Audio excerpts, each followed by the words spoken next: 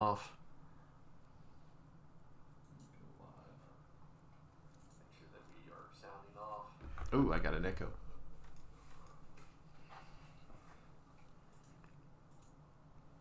Let me check that. Oh, I got an echo.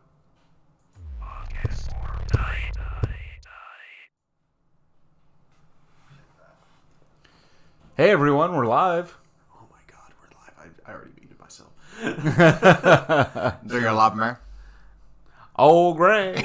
Oh, Greg. It's old Greg. It's old Greg. Oh, I'm Joe. I'm Eric. I'm James, JD the third. I'm old Greg. Don't you ever love me? Oh gosh. So, I would take a sip, but I'm completely out. yeah, I'm completely out too. Yes, we're gonna leave it to hold on. Makes you kind of feel like a hearty breakfast meal, doesn't it? So this But a little fruity. this week we decided to try Gimmick coffee. Yep. This one is Old Greg. Fruity Pebbles. It's weird. Very, very weird. Well, Joe's is his is the one that tastes watered down, Yeah, like the poor man's cereal. Ours, was milk cereal. yeah, It really, you took a sip of it and it just slapped you across the face. badly.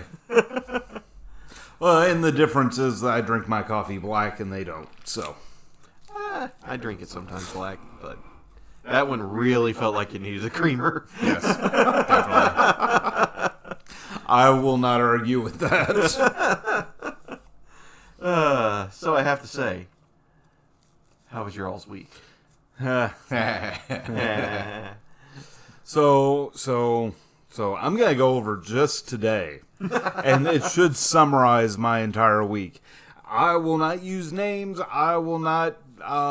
Names have been allotted out for sake of. It's all been scrubbed out of the thing. So. Any names acquired are fictional. Yes. It was messed up because he had to sign a gag order Right. before he started talking about this. So yeah. So, my job's been interesting. So first off, this week I did get turned down for a new position, which I had applied for, but that's okay.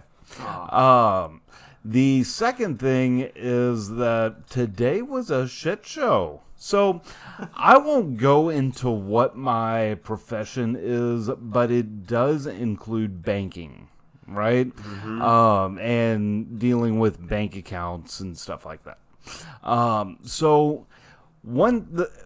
At about 9 o'clock last night, I get a call from my manager. Now, I'm a supervisor, and I have to deal with a lot of the escalations along this. Well, we had a successful fraud attempt.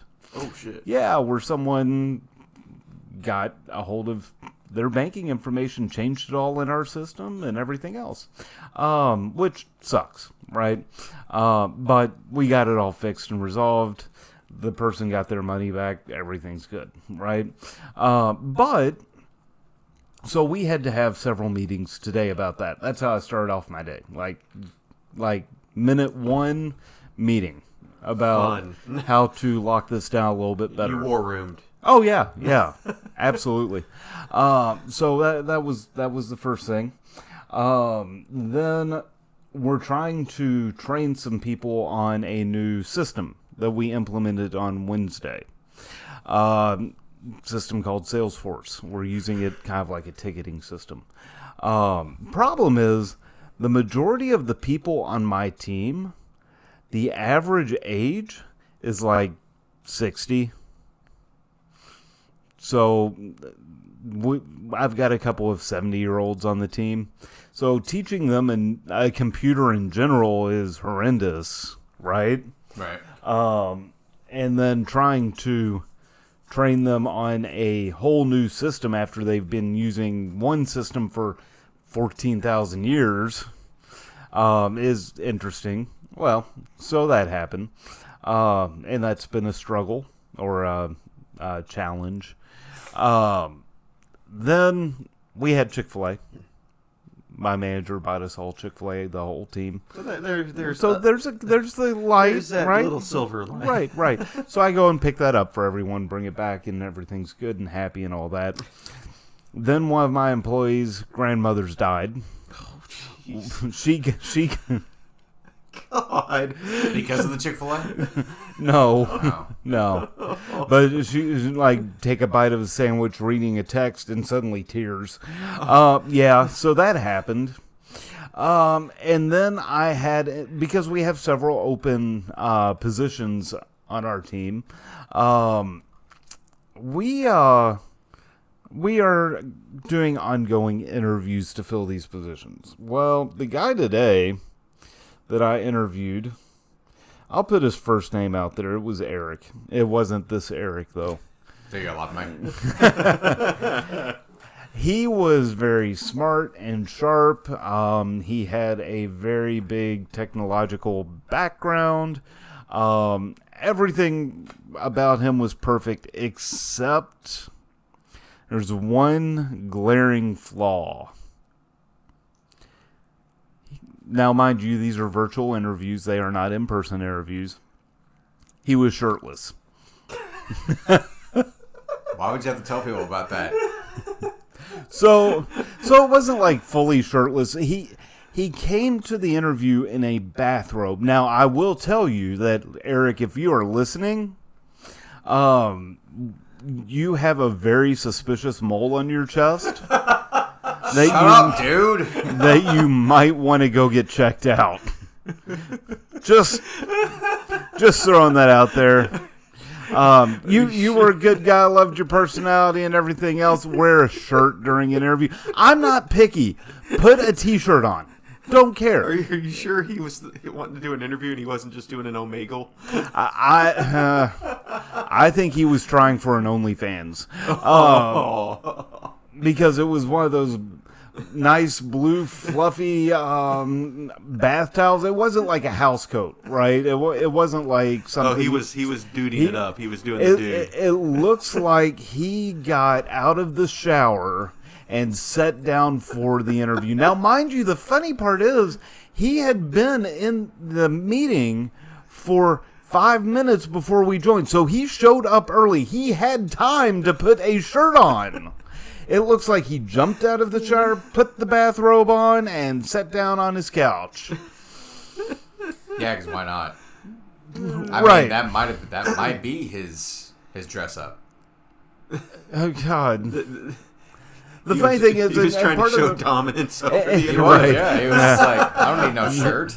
yeah, well, so this guy, you and him have a lot in common. So, Okay. so Even though my bathrobe is a Deadpool bathrobe. right, Yeah. Well, I mean, you've also got the same bathrobe I've got too. So Yeah, that's true. Yeah, I have way too many bathrobes, actually. right. So the other part is he currently works as a security guard. This is way too... It's like art imitating life. Just for Securitas. Oh, God, yeah. Pass. Real smart guy, real intelligent, real cordial, very knowledgeable, everything else. Put on a goddamn shirt, you stupid motherfucker. I mean, what in the hell is wrong with you? See, the next job interview I have, I've learned so much from Joe's story. I'm going to put on a seaweed wig. A bathrobe. Old Greg. And a pink tutu. And I will sit there 10 minutes. 10 minutes before the interview. Not 5. 10. Could you ever love me? This is what I call Bailey's. Here's another picture of Bailey's. This is as close as you get to Bailey's without getting wet. Alright, that's going to be copyrighted. Alright, sorry. Yeah. It's the Mighty Boosh. So, okay. But yeah, that was that my guy is, week. he shares my That name. was your day. That was my day. So did you hire him? No, God no. Because a bathrobe stopped him. Yeah. That's the only thing that did. So people stole money, people ate, people cried. people died, and someone didn't get a job. That was my day. You Joe, literally went through all Are you of the sure you emotions. don't like work at a soap opera? Or the county corrections facility? Potentially. Yeah, right. Did you actually ask him, or did you just let the interview go through, knowing that he was dead on arrival? Oh yeah, because no, of the I just bathroom? 15 minutes in and out, and yeah, just so. And I don't even know. So I don't have the problem my wife has. Right, her face says everything that she's thinking at all times. Right, so if I'm prepared to have a awkward conversation with someone, like my employees having to correct them on something, right? Some kind of corrective action, attendance, performance, whatever. I can control my face. I can, I'm prepared for anything they could say, even if they flip me off, say, I quit, fuck you, go to hell, all that shit, right? I'm prepared for that. But when I'm preparing for an interview and someone shows up in a opened bathrobe. Oh, rocking it like Larry Flint. Yeah. I don't know what my face did. Probably twitched. Very cringeworthy. I know throughout the interview I looked down at the laptop a lot, like I was looking at questions and taking notes. I was trying to avoid eye contact because I already knew there's no way in hell I'm hiring this guy. So, Mr. James? Yes. Do you think that he was envious because he didn't have his bathrobe on as well? I'm thinking that's why he couldn't keep eye contact, because he was just too envious of the bathrobe. So my thought is he's a work from home security guard. That's not anything that exists. We're gonna need you to secure your couch and your shower with your bathrobe. Yeah, that doesn't happen. It is. It's called InfoSec. Oh God. Dang. Shots fired. Yeah, right. Oh, gosh. I just love the fact that Joe was sitting there and was like, he goes, I can pretty much keep my emotions in check. I can keep my face, like when I'm getting ready to have a socially awkward conversation. Yeah. Like, what the hell does he do every Friday with us? You're friends. I don't give a shit. Ah, yeah. There we go. And that's how that ends. Right. Yeah. So, Anyway, that was my day. That was one day. That was one day in my life, guys. So if everybody listening can understand the rest of the week. Embrace the feeling of not controlling your face. What did my wife say here? She said, embrace that feeling of not controlling your face. After the first time, it's over for you, and you'll eventually learn to love it. She's not wrong. I can't do that. Speechless. Yeah, Okay. yeah, I can't do that. Anyway, Eric, how was your day? Your week? How is this gonna go? Year, yeah. How is this gonna go? Depression. There's a hint of suppression with these stories of the week. We had actually talked about this a little bit earlier before the podcast started. My week has been, like normal, work. But with a little bit of a week to week, pretty much everybody that listens to us and anybody in general knows that, sometimes you don't account for all the things that can happen in life. That's why you're caught off guard sometimes. Especially, like the point I'm making is that I got caught off guard, which is something that catches a lot of people off guard, which is a loss. Mm-hmm. Joe had mentioned that one of his employees had lost, you said a grandmother? Yes. Okay. I also lost a grandmother. So, Sorry to hear that. yeah. I appreciate that. It's just I don't take loss very well. I don't like to mourn. I like to celebrate life. Right. And that's I didn't know that it was going to. It didn't take an extreme toll on me, but it does kind of make you, really think. because you're trying to make, you're trying to think of the positive effects they had on your life. And she had helped me a bunch of times, actually. So I would like to dedicate, even though our shows are very, very, very outrageous, questionable at time. Insane. Yes. yeah, Controlled chaos. Maybe sometimes a ball of confusion. But I would like to dedicate this episode to her because I will miss her. But I know that she, as much of religion that I don't want to bring into it, she had already lost her husband. right. So I know that there's potential that, like me and you have actually talked about before. Right. There's potential that they are reunited. So that's where she wants to be. Right. At the end of the day. That being said, Estelle, I will miss you and I love you. Was that your father's mother? That was stepmother's mother. Gotcha. So that being said, I actually had went on a more positive note. I had went and I just told JD and Joe about a movie that I had checked out. Now they both know because they do have dickish tendencies, and they would definitely make fun of me for this, or at least try to get me with it. They're not dicks, I'm just kidding. But I have really bad, I want to say it's glorophobia, which is the fear of clowns. And I've always had that. There is a movie in the movie theaters right now called Terrifier 2. I actually went and watched this movie because I wanted to kind of wanted to celebrate Halloween with a bang, even though I knew that I was too old to go trick-or-treating. And I really didn't do too much for Halloween being on a Monday, which everybody out there listens, happy Halloween. I know we didn't really speak about that too much last time, but happy Halloween to everybody out there. I wanted to watch this movie in the theater to kind of sit there and figure if I could take it or not. I invited a buddy of mine with me, and he really didn't have any reason other to see the movie than to try to see me poop my pants. I wish I could have been there. Yeah, right. He really just wanted to go to the movie with me to. Why weren't we all invited, Eric? Well, because I thought JD had his normal Saturday, Yeah. and of course you have a wife and child, Yeah. and we could not take your child to this movie. We could have. Do you really want to scar her for the rest of her life? Yes. That's my plan as a parent. Do you love her?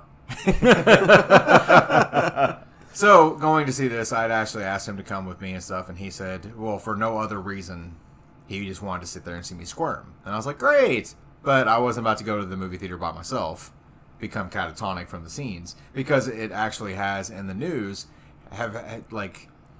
in movie theaters that has been showing, they've had to have first responders come in because there has been people passing out violently and throwing up. Because It is a gore fest. From start to end, it is a gore fest. Just bad. But I do respect the character because he is that horrific. We actually, on Republic of the Geek, my very first video that me and Joe ever shot as far as content for the page, I would do movie reviews. Yes. The very first movie I ever reviewed was a movie called Terrifier. So I actually got to check out the sequel. It did scare the hell out of me, but to make a long story short, after the movie was over, I wanted to go back up to the theater because it's only one theater in where we're at locally that is showing the movie. None of the other theaters will actually do it. Once the movie is out of the movie theater, they usually get rid of all of the swag and the posters and everything. So I went up there and got my name put on the back of the poster because for whatever reason, I'm a glutton for punishment. And I want to have that movie with a gigantic clown on it in my apartment. Yay me. Why? Wake up in the morning. Yeah, right? What I want you to do is hang it right above your bed. No. On the ceiling. No. I will So every gladly morning- roll it up and put it somewhere away from my bedroom. So that every morning you wake up, you will wake up. No.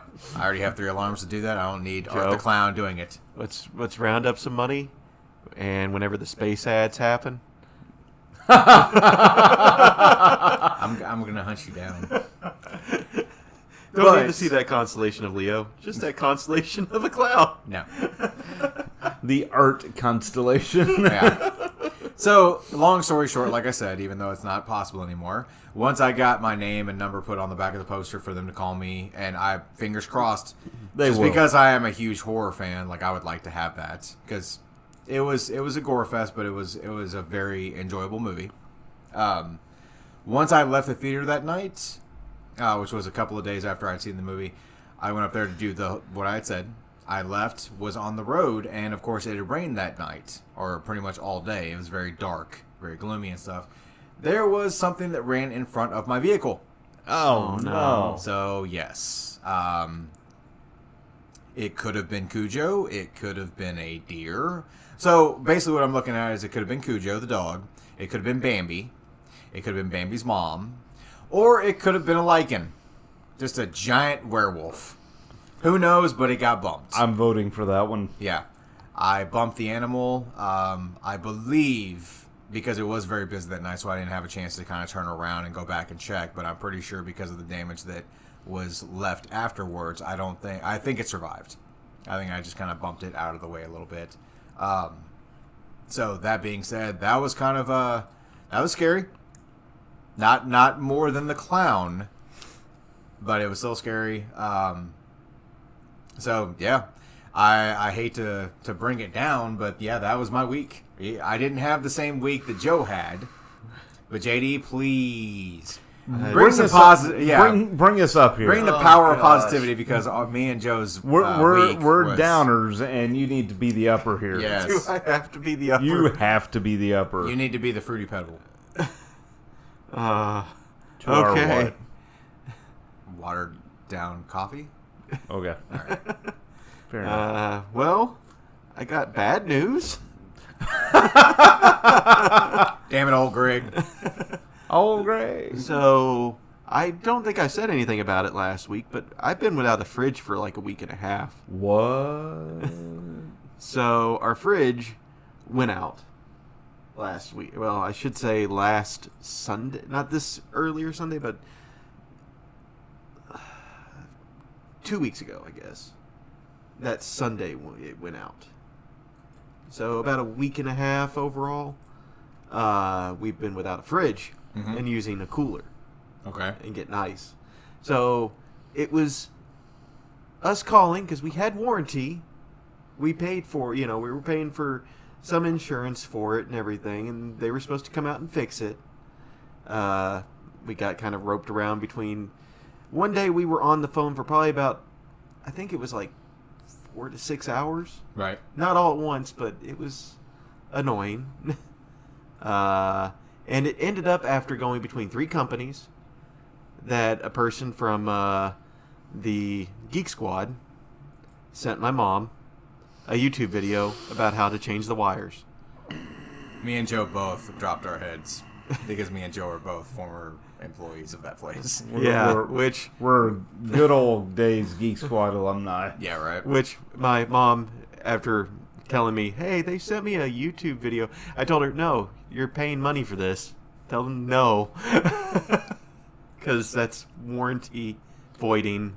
So after a lot of talking and a lot of dealing with this, instead of having to wait until December, we just used our warranty to get a new fridge and trade in this one as well.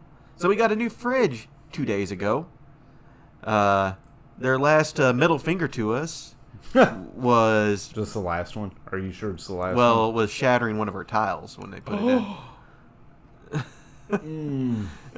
I thought you were going to say something different.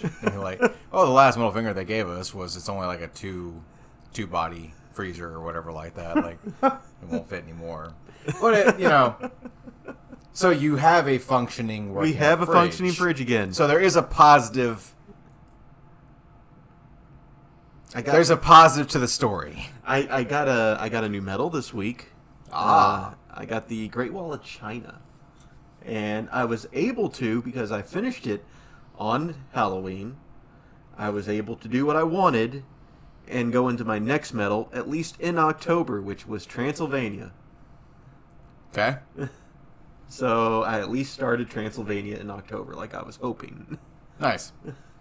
See, we're actually still in the midst. Like we haven't. We're still in the fall. We're still in the October vibes. Like I've been seeing a lot of posts about like. I mean, November's just October part 2. Right. I would not say that for most radio stations that I've been hearing, because today was the first day that I actually Heard when Christmas. when I went to work this morning and stuff, like I heard my first Christmas song on the radio, and when I left to go to lunch there was another Christmas song, and hey, when I left to go home to get ready to come over here, Christmas song. So I tried to connect my Bluetooth from my phone to my stereo very quickly, because I don't care if Grandma got ran over by a fucking reindeer. I don't. Got run over Shut up. by a reindeer. So See, I'm that November person that still has a pumpkin on my head, and I'm knocking down Christmas trees left and right, because it's December when all that's supposed to happen. Not fucking November 1st.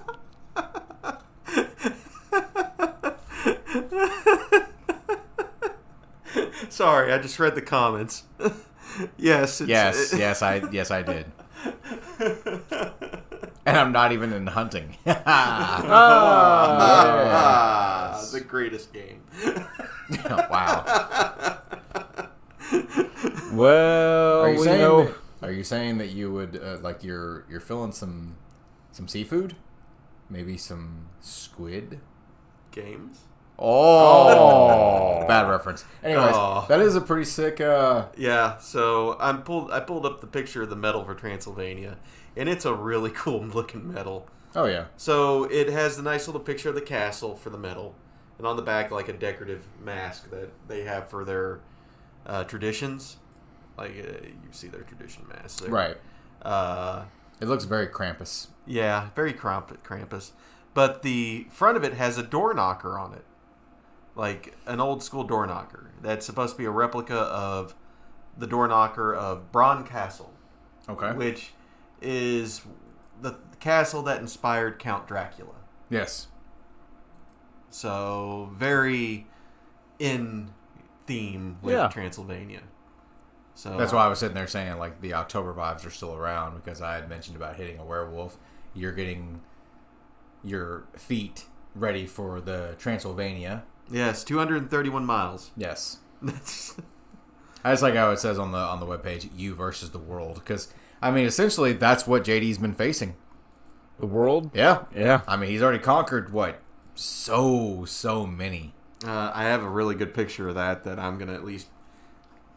I could actually just send that to Joe, and maybe Joe can throw that up on there. There you go. So you can sit there and see how much traveling this hobbit sitting next to me has done. Where's Joe?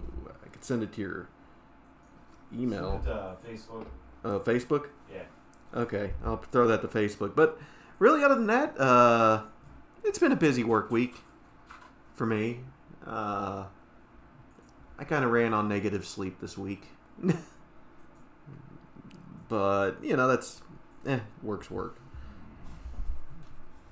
But other than that, there we go, Joe. Did you? No, you didn't. Never mind. I thought you said yo, Joe. Yo, Joe. Yo, Joe. But no, you were talking about music during Christmas and everything. Uh-huh. The holiday music coming in early. There was that one picture I did post in our messenger.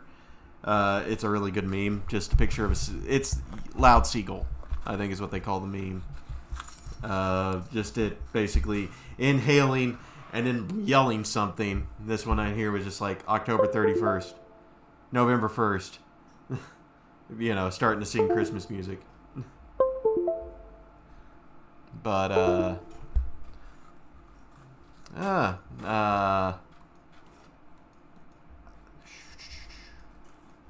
I'm hoping that Do you actually remember when Christmas music actually stops?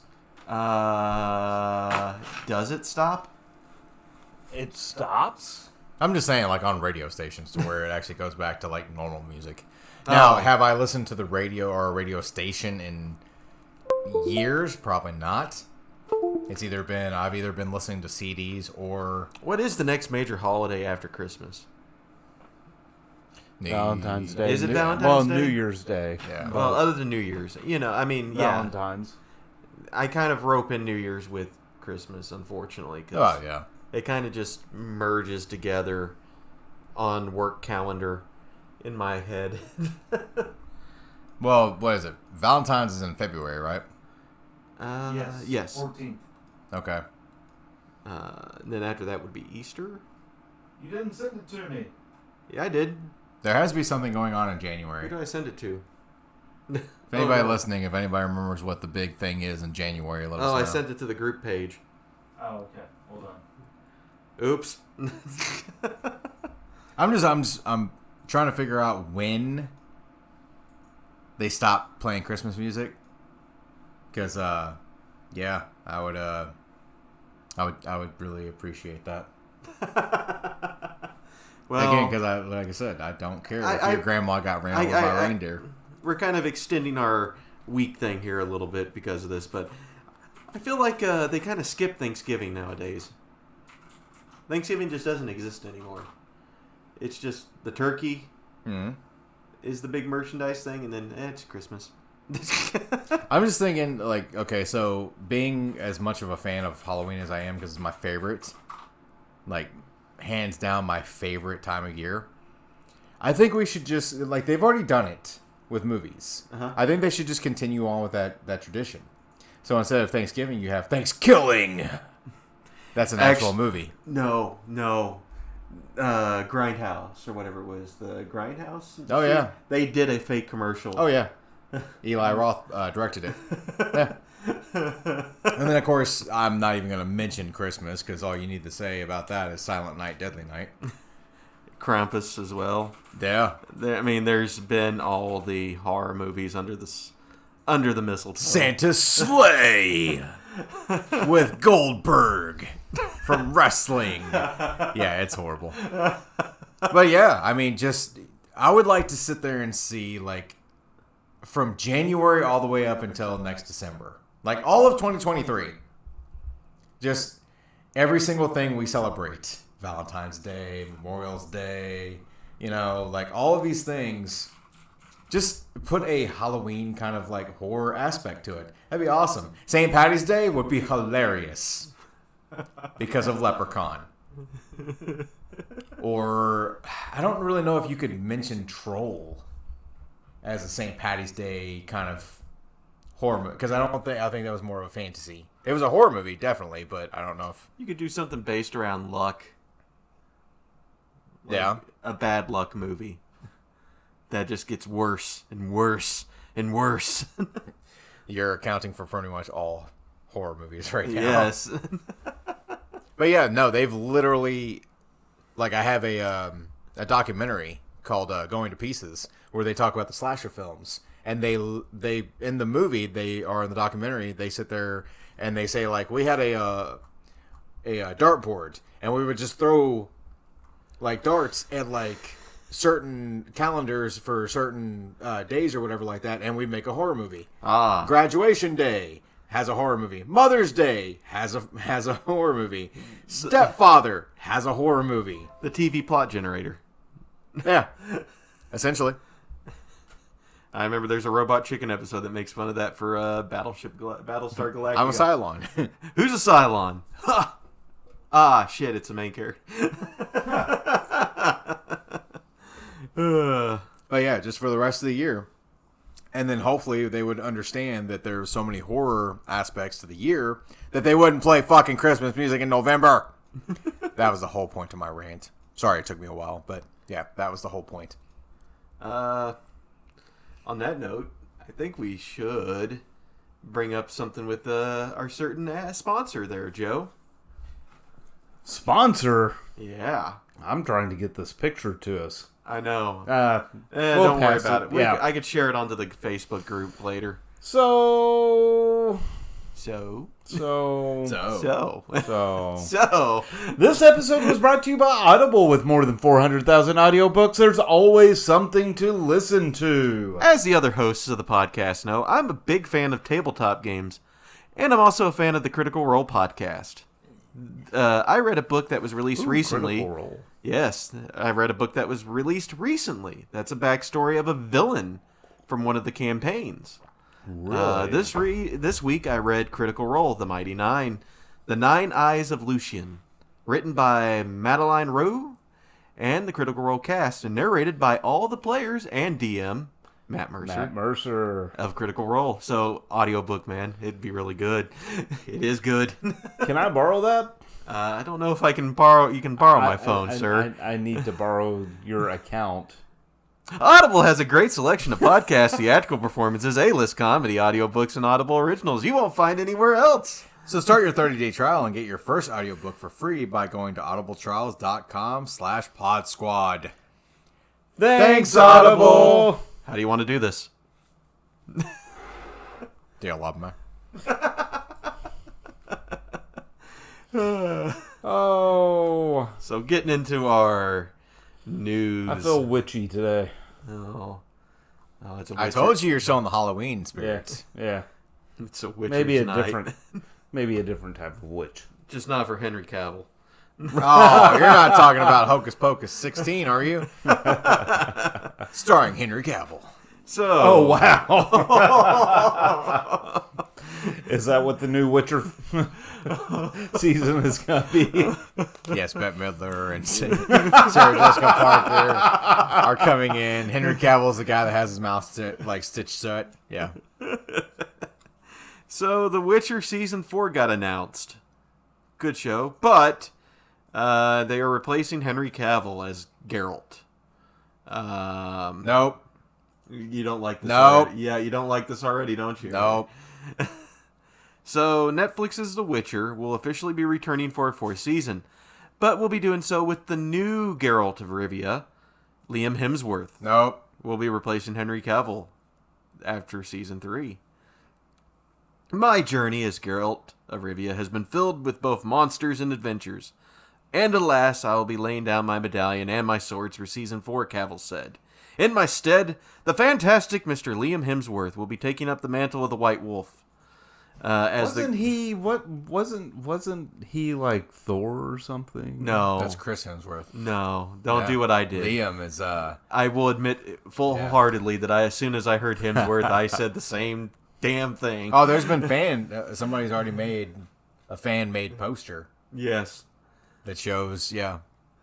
But this is the Hunger Games, the not nerd of the three love triangle that we had. And what was his name in that again? I forget. Gale, was it? That was the tip of my tongue. But I passed the torch with reverence for the time spent embodying Geralt and enthusiasm to see Liam's take on this most fascinating and nuanced of men. Liam, good sir, this character has such a wonderful depth to him. Enjoy diving in and seeing what you can find. So if Netflix want to continue with that, that's fine. Name it something else. Netflix. Don't name it The Witcher. You can't really change The Witcher because The Witcher is like its own thing. Right. I mean, if you're gonna recast you after could've done Henry that. Cavill knocked that character, They could have Out of followed the another. park. There's other Witchers. Yeah. Well, I mean, you could have kind of done that with if they had an Assassin's Creed. Yeah. But Witcher is Geralt usually. this is not Doctor Who where you can just regenerate and I'm just saying if they wanted the name of something else besides Witcher, like I don't know, the Red Dawn. How about the Expendables? There you go. That's perfect. Because, Liam Hemsworth was awesome in that movie in the first 20 minutes of the movie before he dies. Spoiler, I don't care.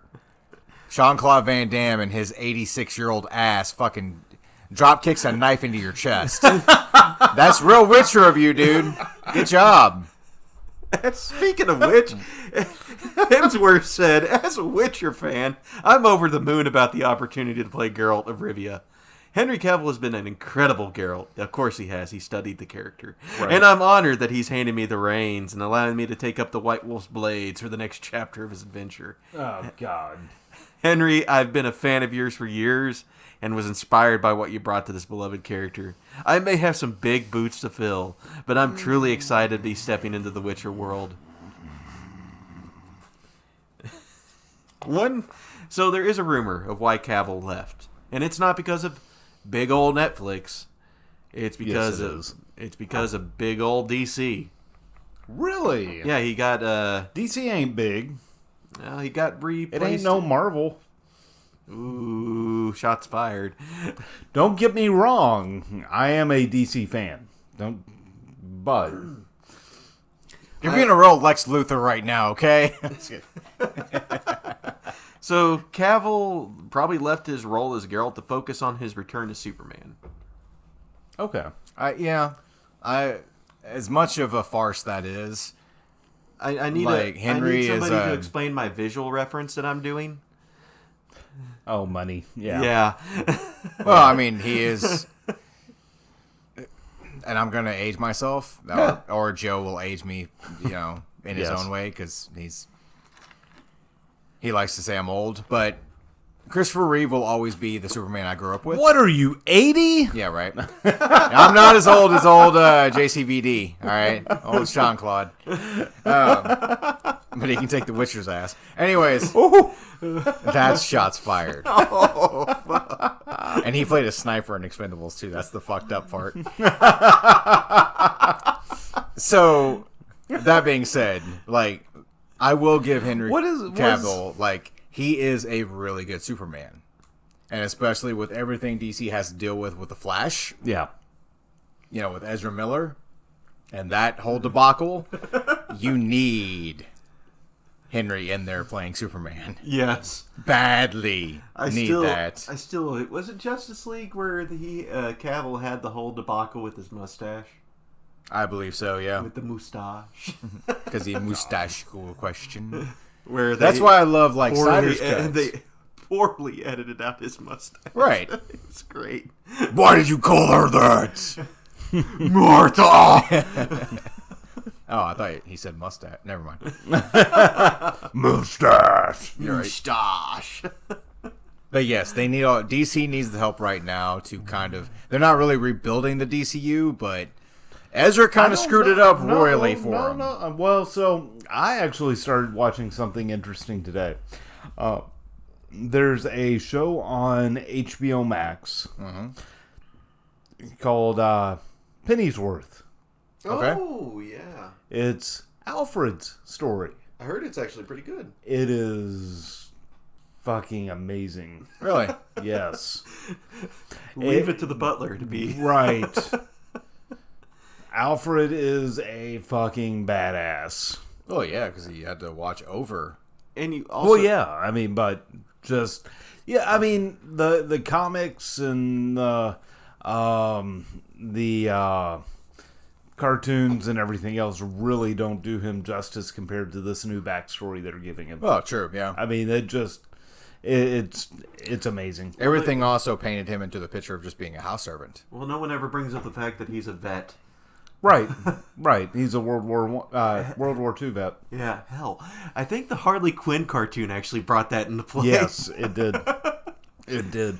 But no, so if HBO Max keeps on doing what they're doing, what they did with Pennyworth, right?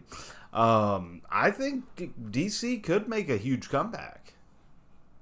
Well, also they've kind of been under the radar for years, as right? we said last week, James Gunn stepping in to do some of the big movie role stuff. Right. I was having a conversation with someone the other day. So you just mentioned the movie. I was always a bigger fan of the 4-hour, 3-hour, 4-hour Snyder cut of the movie or whatever. Oh God! I can't sit through that. I think that was what after Batman v Superman. Yeah. And then they brought out the Teen Titans Go movie. Everybody calls it Justice League, but that's Teen Titans Go. Look at Cyborg. Cyborg looks like a piece of shit. But booyah. yeah, right. But they started to kind of DC needs to. They don't drop the ball very often, continuously, because the Snyder Cut was really good. I actually enjoyed the Suicide Squad. Even though I think Peacemaker knocked it out of the park, he was the reason that movie did so well. You're talking about the James Gunn Yes. Suicide Squad. Right. But, you know, that all being said, like, if they stick with it, because here's the thing for you. With what you were saying, what is it? Pennyworth. Pennyworth is, you know, Alfred. Alfred, yeah. Right. They had a bunch of, like, as many Batman movies came out, Tim Burton Batman movies, if I, you know, wanted to, they had different iterations. Right. In different universes of Alfred and everything like that. But I will say that the Alfred that played him in the first Batman, the Tim Burton, yeah. like, I really liked him as that because it really did remind me of Alfred.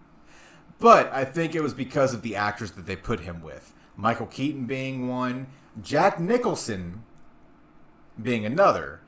And this was my segue into this because Jack Nicholson was also in Another Person who's kind of making a comeback. Kind of like Alfred is in Pennyworth. Yes. You're going into our next topic here. I am. Yes. I'll let you do this one. All right. Actress Shelley Duvall Oh, returns to acting after a 20-year hiatus. Now, just think about that. This is the same person that bludgeoned good old Jack Torrance in the head when he was like, I don't want to hurt you. I just want to bash your fucking head in with the bat and everything. And then it was very, very, like, I had just posted on my Facebook wall a video of Goofy and Donald Duck, but it's from the scene in The Shining where he's following her up the stairs trying to get the bat from her. Jack Nicholson, Jack Torrance, is played by Goofy's voice. Donald Duck is Shelley Duvall's voice. So I thought that was really awesome. But yeah, Shelley Duvall is returning to acting after 20 years. Shelley Duvall, the actress who played Wendy Torrance, as I just put, in The Shining, is returning to the film for the first time in 20 years in the upcoming horror film, The Forest Hills. I think she just likes going on vacation and just royally fucks her up every time. I mean, if you didn't learn in the Overlook Hotel, Forest Hills is not going to do you much better, so just stop. it's something about the word just the Forest Hills. Yeah, something.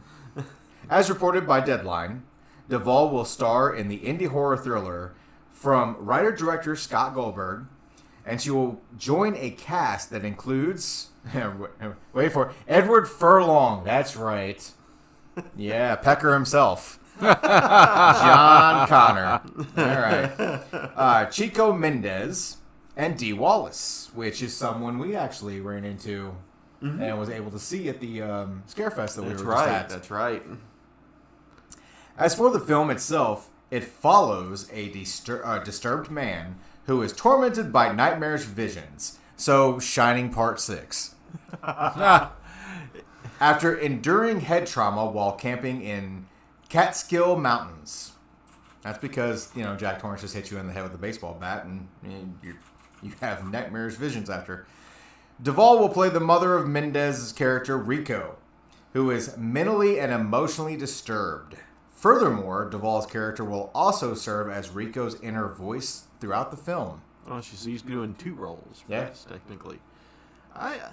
She was a good actor. I liked her in The Shining.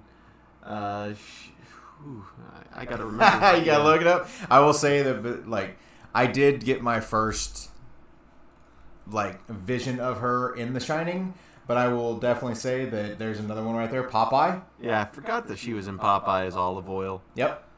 And the movie that I really remember her with, if I'm not mistaken, would be Suburban Commando. That's right, ladies and gentlemen, the Hulk Hogan movie. She was in that. Oh, gosh. Oh, yeah, she was in Frankenweenie as well. I remember that one as a kid. Yes, Suburban Commando. I was Yes. correct. There it is. Yeah. She was And in I'm not accounting that movie was any good. She was in in the Steve Martin movie or two. Boltneck. I actually just watched that because I'm a huge fan of Ryan Reynolds. So got to check that movie out not too long ago on Tubi. Gosh. So yeah, she has definitely been in a lot of movies. And a lot of different movies. Roxanne with Steve Martin. Yep. A lot of people forget that one, right.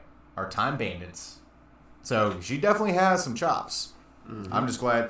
I didn't know that it had been 20 years Yep. If I remember right, did I put that in there? She was in a. I had to pull up that source again, but I think it explained what she was last in my source. The last thing that she was in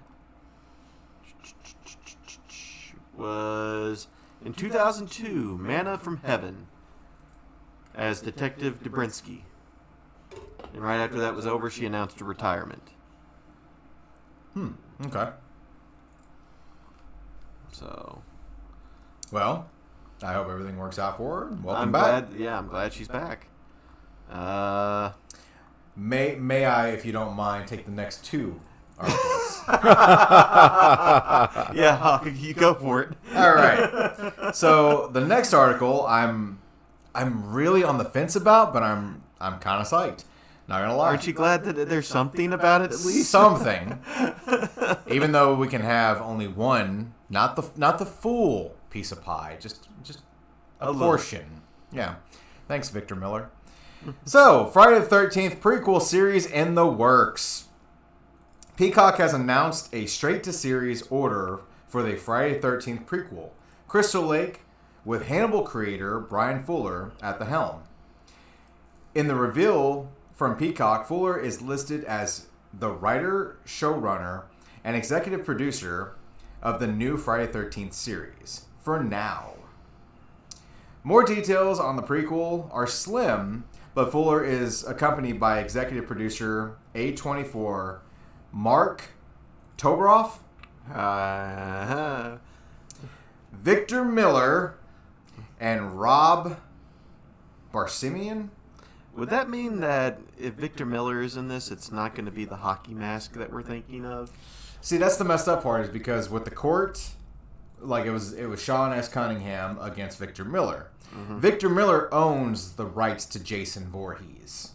So he was the one that came up with the name Jason. Yes. I believe that the hockey mask is its own thing.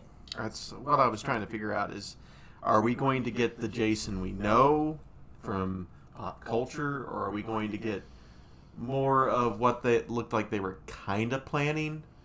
It's more or less what they were kind of planning, with him jumping out of the boat at the very end of the movie. So more of the creepy... Mongoloid? Yeah, decayed look. Right, yeah. The hockey mask did not come into play until the third movie. Yep. Baghead. Right. Well, that was the second movie. Yeah. But the third movie, they actually presented the hockey mask. But the thing is Victor Miller has stated in interviews that his story was about a mother who loses her son. Mm-hmm. So that's his was about the mother, about Pamela Voorhees, and how batshit crazy she became. Which, I get it, but a lot of horror movies back then kind of, soft pedaled around that. I mean, Freddy Krueger in Nightmare on Elm Street, the whole point of that was vigilante justice. Yep. Like, that's what the parents were doing. The cops weren't doing anything, so they took the law into their own hands and torched the dude. So, why not? Why not have a bunch of, little shitty camp kids and camp counselors and stuff, drown your son, and then people are pissed at you because you're on a tangent killing everybody else. Right. Fair is fair. I sympathize with the monsters, people. But as long as this does not turn into the TV show Friday the 13th, that will make me so much happier. As long as Jason's name is mentioned in the series, you've already won in my book. Because the original Friday the 13th series was done for TV, had nothing to do with Crystal Lake, had nothing to do with a hockey-wielding mass killer. No, it was about a cursed object. I think I remember this. Yeah, you would go in, somebody would buy a relic, and it was cursed with a spirit, and that's where the story started. If you took and got a wheelchair for your grandmother or whatever like that, or just somebody that needed the wheelchair, and it was cursed, guess what? That wheelchair was evil as shit. And that's how the episode ran. And it's kind of like, oh, nice, yes, a very, very tormented wheelchair. That's crazy. All right. And people on the show were like, what are we doing?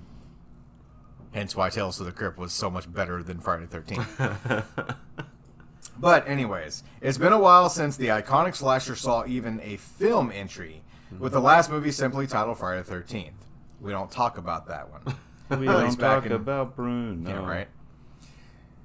Release of the series is unknown at the time. Yep. I'm just saying as long as we get it. But with most movies that we've seen, with the horridness that was the 2009 remake, you have to kind of make a bio every single time. So with the show, when it starts out, I guarantee you they go back and try to give you some sort of an origin. Even though people know who the fuck Jason Voorhees is, who his mother is, and stuff like that, like, they're still going to give you an origin story to kind of build the show off of. If they sit there and make it about his mother, cool, but not the entire series. We got a response back on that. Cursed objects, they collected them. Thank you for... Yes, actually, she is correct. Yes. They did collect them. That's right. But I'm still saying, watch a show with a cursed wheelchair and it'll change your life. I know there was a show like that. Maybe it's just in my head, though. I don't know. I'll tell you what's not in my head. The next horror movie that's going to be released. You don't want to go watch this? You don't want to go watch this? I mean, I wasn't a big fan growing up as a kid. I really wasn't. So, I don't care about really- this silly old bear? Yeah, it just I don't have a sweet tooth for honey right now. Just saying. So, Winnie the Pooh horror movie is getting a theatrical release. Oh. What was our podcast name was like who gives a poo when you have a tigger or something like that, or however we named it. Something, yeah. Yes. Yeah.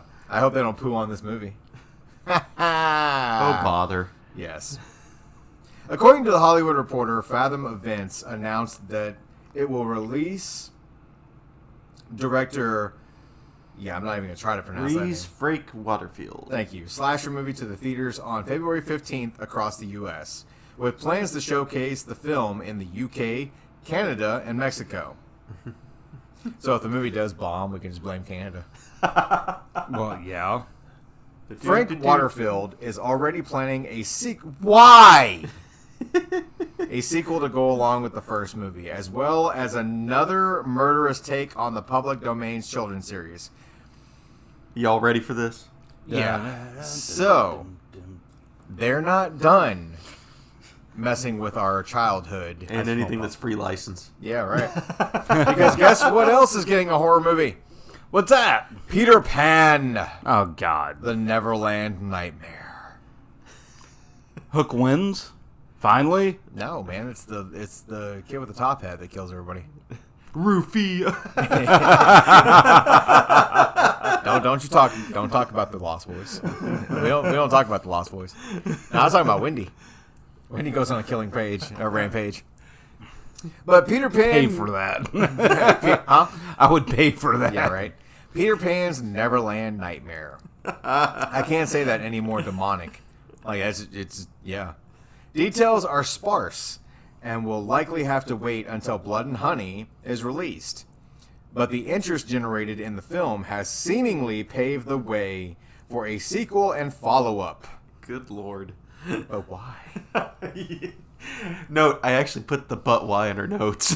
I know. Like, I mean, really, honestly, like, we know that... I think we'd already talked about that when we brought up Blood and Honey before, that there was potentially a sequel because they still need to get certain likenesses to characters. So you're going to bring more to the party. Yep. Again, I still expect the very end of this horror movie, and all of a sudden you just hear in the background. Yeah, right. Right. God. Well, if that happens, then I'm expecting... Like, there was a horror movie called Primeval. It was very sci-fi, horror-like, but it was about a gigantic alligator. Yeah. That's kind of what I'm hoping Peter Pan turns into. Lake Placid? Yeah, you just see the same alligator from Lake Placid come out, and Hook's like, "Not again! Shit! Smee! Go do my light work." Or what was the guy in the movie What was the guy in the movie in the Robin Williams classic where he was just like, "I lost my marbles." And at the very end, he gets his marbles, and you're like, oh, it was a literal joke. Gotcha. Oh, gosh. Because, I mean, really, I really don't know. Okay, so it's called Neverland Nightmare. If Freddy doesn't show up in this movie and cut his green tight wearing ass up, yeah, you've lost out. Like, you failed. You had, like, you could have knocked it out of the park. Is Peter Pan Freddy Krueger all along? Yeah, right. Is this why they never grew up? Yeah, right. Oh, wow. Oh, no. So speaking of another nightmare, Let's get out of the movie corner for a little bit. yeah, And get we're into- gonna go to the other news. Is that name I see? Yes, it is. He's back. He is back. The Musk. Oh my gosh. Yes. So Musk is now the CEO of Twitter. Are we talking about horror movies still? Yes. Oh, right, yeah. So it is. I'm sorry, I have comment. Comment is great. Oh, That's the sequel. nice. Oh no. Oh no. Aw. Oh, You know, cream tea. You know, Come no, on. I'm saying, like, I'm gonna- these comments are gonna be way better than the movies, so just continue us. Keep giving it to us. Please. For the people that are going to get the recording of this, Pirate Queen. They'll see the says- comments. Oh yeah, that's Yeah, right. the They can- comments show up. That's right. Yeah. We'll see that. Sweet. Oh. Oh. Anyway. What is Musk doing as the So, CEO of Twitter? Do you have yeah. a picture of this? So hold on, we're getting there. So it's not clear how long Musk will remain the CEO. He has stated that his sole director status is just temporary. Just temporary. Just temporary. But hasn't elaborated on that. Musk already runs Tesla, SpaceX, The Boring Company, and Neuralink. So there's only limited amount of time to helm yet another firm. However, it could just be another sex scandal. Oh no. Yeah. I mean, how many kids does he have now by different secretaries from different companies that he Yes. took over? Right. Right. So on top of the leadership overhaul, he has reportedly ordered layoffs and unveiled plans for a moderation council that will make key content decisions. Okay. The new CEO has also floated a number of potential changes, including changing for verification as part of the Blue subscription, and even resurrecting Vine. Yep.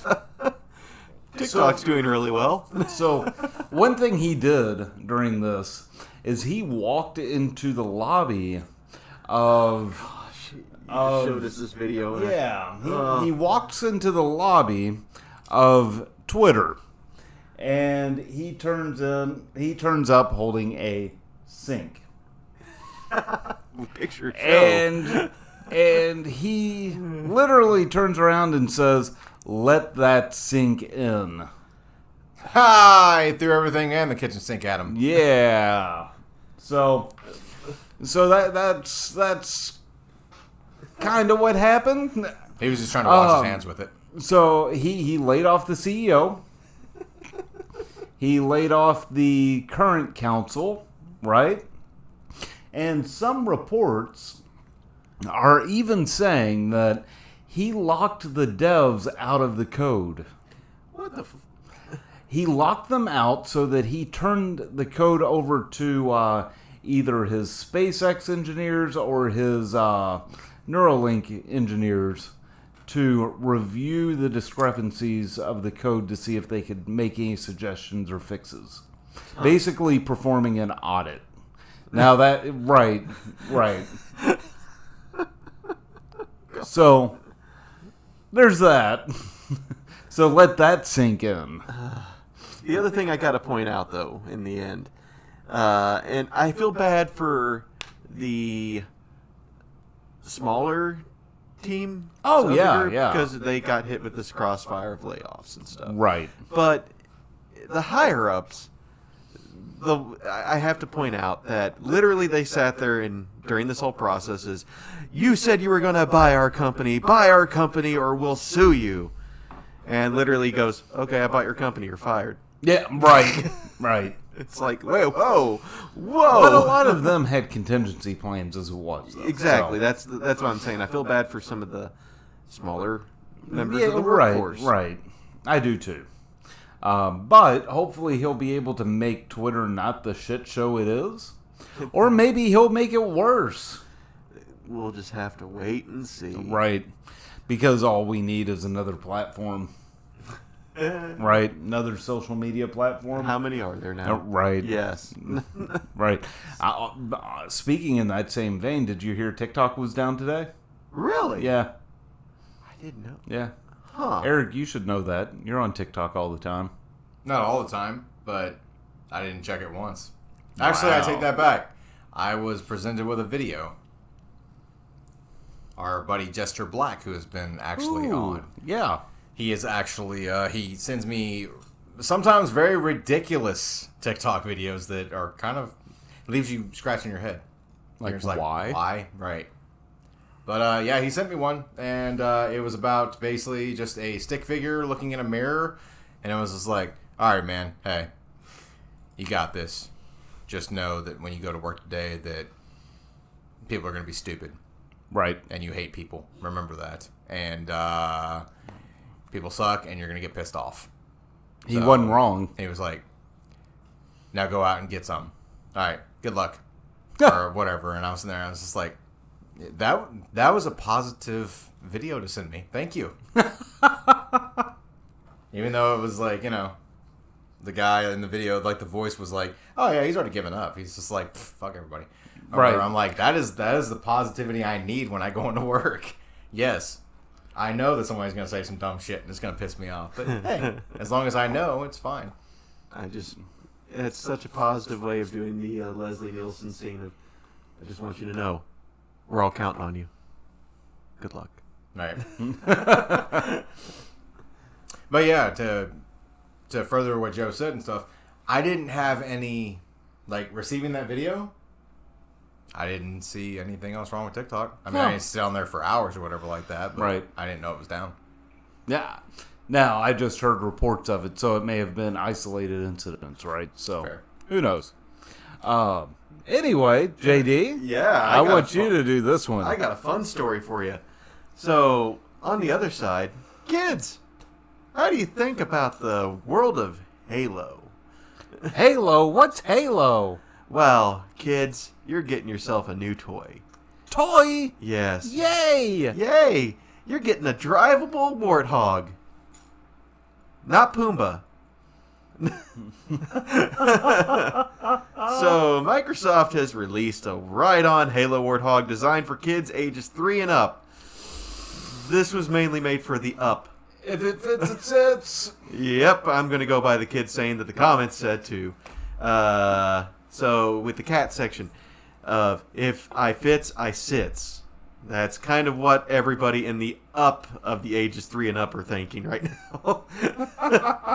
So, this 24-volt vehicle has 2 seats and even has a Gauss cannon on the back, which has been rigged with laser tag option. It comes with a vest as well, so you can chase after the person wearing it. Which, again, how fast does it go? It's on there. Yeah, 9 mile per hour. Oh yeah, you'll catch up with that kid eventually. But the Warthog is available to purchase exclusively at Walmart for a whopping $498. That's really not that bad. Really? For Yeah. this pimped out Tonka truck? Yeah. Okay. Yeah, I mean, It's really because the Barbie one cost about as much. So, I'm just waiting for. So it's exclusively at Walmart, right? Yes. I'm waiting for the. It's gonna be hilarious. I might even document it the day it happens. But I can't wait for the Warthog to be on rollback. The real Dave, do it. Please. Then write it over here. Please. Please buy it. I'll buy one too. If you buy one. But I agree with the source author when they say, I'm not sure 3-year-olds even know what Halo is. Right. This tricked-out Tonka truck sports an authentic replica of the iconic vehicle from the Halo series. It has an off-road terrain wheels, operable headlights, and sound effects like blaster noise and engine revving. The Gauss cannon rotates and features weapon voice commands. There's even a dashboard that displays the Warthog's health bar.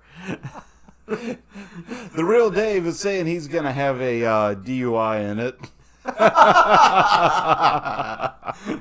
I'm sorry, officer. I was just trying to get that killtacular. Oh, God. The real Dave's going to get arrested tomorrow. The Warthog has a max speed of 9 miles per hour, so the person wearing the laser tag vest could very well outrun it unless they have tiny legs. Children have tiny legs. In addition to that turret laser gun, the package comes with a separate blaster, the plasma gun, so it gives you the really cheap Covenant weapon that really doesn't do a whole lot. You can take out their shields. Good job. You did it. From the pictures I see here on the source, this toy is highly inaccurate to the source material. As I agree with the comment sections, all 4 wheels are on the ground and it's moving forward. Very incorrect with a Warthog in game. And another comment here. If you're not flying through the air off the side of a mountain mid-barrel roll with a full squad of honked-at Marines loaded with rocket launchers and sniper rifles about to land upside down between a huge boulder and the ground, resulting in an instant group respawn, you're doing it wrong. Green Tea's disappointed with the 9 mile per hour thing. Somebody will fix it. Yes. Yeah, someone will be able to rip the governor off of it and stuff like that. Oh, yeah. Like, Absolutely. But Dave, I'm looking at you. No, I'm looking at it. So you said that the price at Walmart is $4.98. Yeah. I'm grateful and glad that I don't know, the world thought it would be awesome for children, like small tykes or whatever, to have a Warthog With a mounted right, gun, yeah. like with definitely fake weaponry. But that's what you want to teach your kids. You're like, hey, go before your enemies and strike them down for only $4.98. Hey, have you seen those news articles with extremist groups over in that one country with guns mounted on their Jeeps? Yeah, you can have one now too. Are you talking about the Yeah. like 6 houses down from yours? Right. With all the kids in the neighborhood? Yeah, there's going to be so many warthogs around here. And it's going to be like, what have you done, America? Like, why? And they still don't know what the fuck Halo is. Right. They're just dead. Like, They're what just did you like, do at school today? Ran over my friend. There was a bully messing with me. He'll never do it again. So if they're gonna create this shit, then where's the plasma sword or whatever? Right. Halo, like bring that shit out. You're gonna go ahead and spend the money and manpower and all that to make warthogs. Oh, I'm sorry. 9 miles per hour warthogs. Yeah, you'll eventually catch up to your enemy. As long as you've charged your battery all night long in the garage, you'll be able to go 9 miles to catch up. Unless it's like a track star, then you're screwed. But, I mean, voice activated, Yes. like cannons, and wow. And there's somebody that's getting, like, you could tell that dude was a Halo fan Oh, yeah.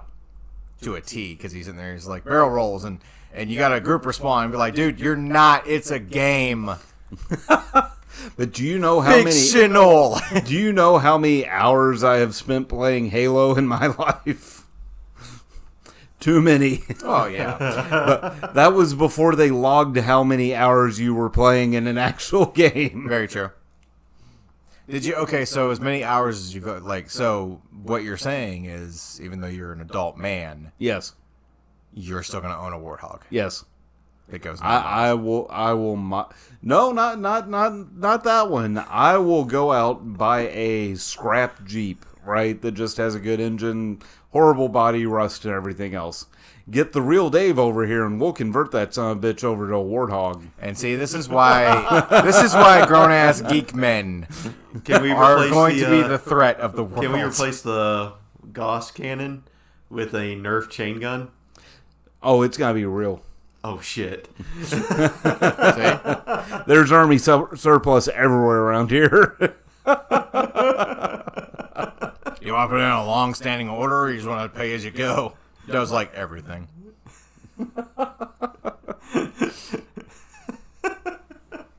Oh god! And I would definitely see if I ever get the Master Chief helmet for like my Halo like Xbox game, because they actually did bring out a Master Chief helmet. Yep. Or whatever. I could see you trying to sneak over to my house and be like, "Can I borrow that?" Why? I got my Warthog outside. I have to be literal. I have an actual.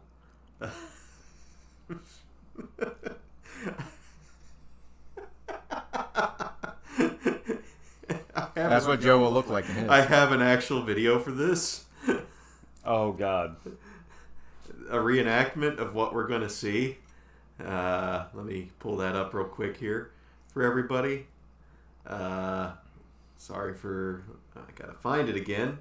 I just love the fact that in the videos you're looking at online, there is a warthog, a person dressed as Master Chief in a warthog who is facing off against Deadpool in a moped on Fortnite. Yeah, it's a Fortnite emote, but it's so true with what we're talking about. I will... Yeah, there we go. Have fun with that one, guys. Right. Oh no. Yeah, I do have a discussion I wanted to add to this one. If y'all... So, in the response of we're getting into the holiday season, what was the best gift you've ever received from a family member or friend? I'll go first on this one, actually. It was probably one of the best gifts in my head when I was younger. It was my parents went out of their way, extremely out of their way, and found a Nintendo 64 for me. Oh. When it was extremely hard to get. They found it... So, just to give the idea, they found it in Seymour at the Walmart there. Oh, wow. So, they went a ways away from where most people won't get that from us, but it's a ways away from us. Right. And it was really nice at the time for me, because I think the only time I really had a chance to play a 64 is we had a local rental store that rented the consoles, and our TV, because it was so new at the time, our TV couldn't run the 64. Wow. So when I finally got the 64, it was great. But you couldn't play it. Well, I got it, and we had it, and they actually got a new TV for me too to play it. Wow. So Okay. they needed a new TV at the time anyway too. So and I got to play Mario 64, and then we had Zelda like 2 or 3 weeks later when I got it. So it was like the best thing I ever. Okay. So that's just an example.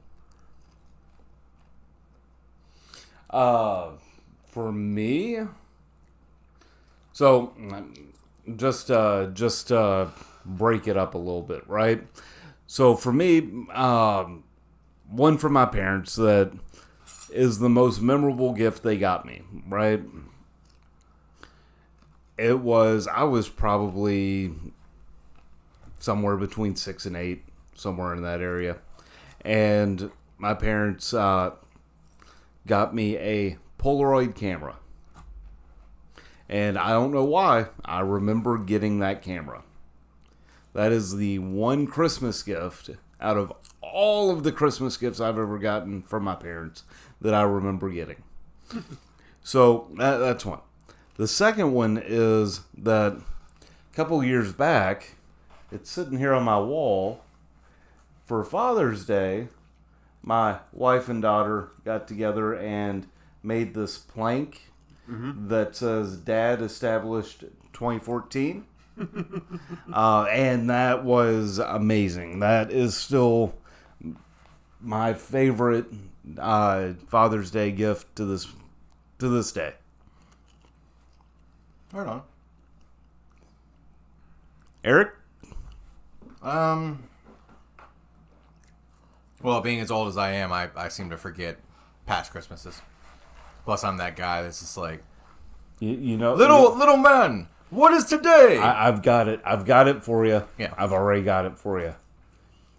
Come with the Life. joke. Yeah. Because on Christmas last year, you were given life again. Yeah, I actually had completely forgot that it was on Christmas. So.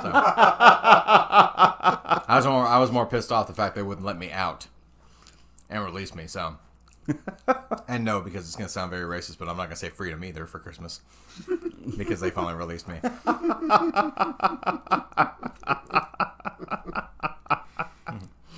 But Damn. yeah, right. I don't know. Like, I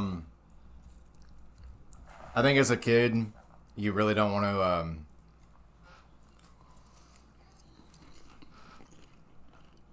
Like sometimes when you're a child, like you want toys, you want things that are going to keep your attention and everything like that. But then everybody gets socks or clothes or whatever like that, and they're like, "No, I want toys. I want this and this and this." I actually welcome. Like, when you reach to a certain age and stuff, you're like, I need a new, a couple more shirts or whatever like that. Or, you look at the things that you really can use. I do remember, for instance, one Christmas, as everybody knows that listens to the podcast, like, I'm a very big fan of movies. Mm-hmm. If it hadn't been for one Christmas, then I would have never gotten the start of my collection. As far as movies. And this was back when I was still working at a place called Suncoast Motion Picture Company. That was you? Yeah. And my dad had come in to work one day, and he just like looked at me and he goes, "Okay, so Christmas is coming up. What do you want?" And this is back when you still had to make a list or whatever. And I was like, I don't know. I haven't really thought about it. I've been working too much. And he goes, "All right, well, there's this new technology called DVDs." I was like, "Yeah, we have a couple in the store." He was like, "All right, well." He was like, "Why don't you pick a couple of them out?" And I was like, "What do you mean?" He was like, "Oh, I got a DVD player today." And I was like, "Really? Wow, that's awesome." So he's in there, he's like, "Pick out a couple of movies." So I did. But the thing about Christmas was the fact that even though I had helped him pick out the movies that I wanted, I could not watch them. I couldn't even open them. I had to wait until Christmas Eve, because that's usually when, like, at midnight on Christmas Eve is when I open my presents. That's just tradition. But I had to wait. That kills you worse than most, because you already know what you're getting. You just can't touch it. You have to wait until you have to unwrap it, because it's the whole gift giving and the present opening and everything like that. The traditions. Yeah.